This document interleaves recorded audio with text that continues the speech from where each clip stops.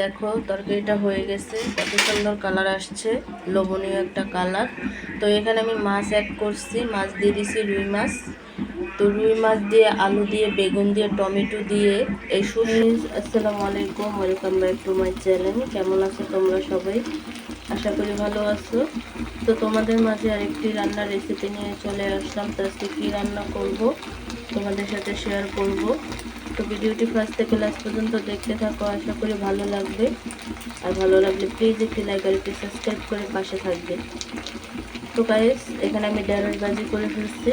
তো ঢেঁড়স ভাজিটা হয়ে গেছে। গাইস, তরকারি রান্না করার জন্য এখানে আমি সবজি দিয়ে দিচ্ছি, আলু বেগুন টমেটো। তো আমি মশলার সাথে মিক্স করে নেব আর খুব ভালোভাবে কষিয়ে নেব।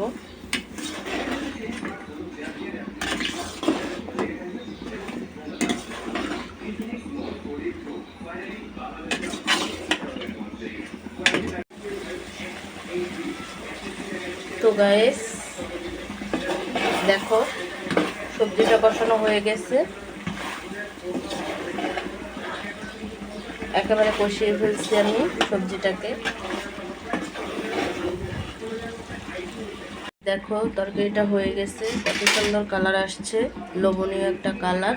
তো এখানে আমি মাছ অ্যাড করছি, মাছ দিয়ে দিছি রুই মাছ।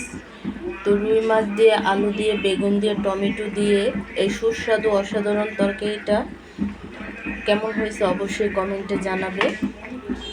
তো অন্য কোনো রেসিপি নিয়ে তোমাদের মাঝে আবার চলে আসব। আজকে এই পর্যন্তই। সবাই সুস্থ থাকবে, ভালো থাকবে। আল্লাহ হাফেজ।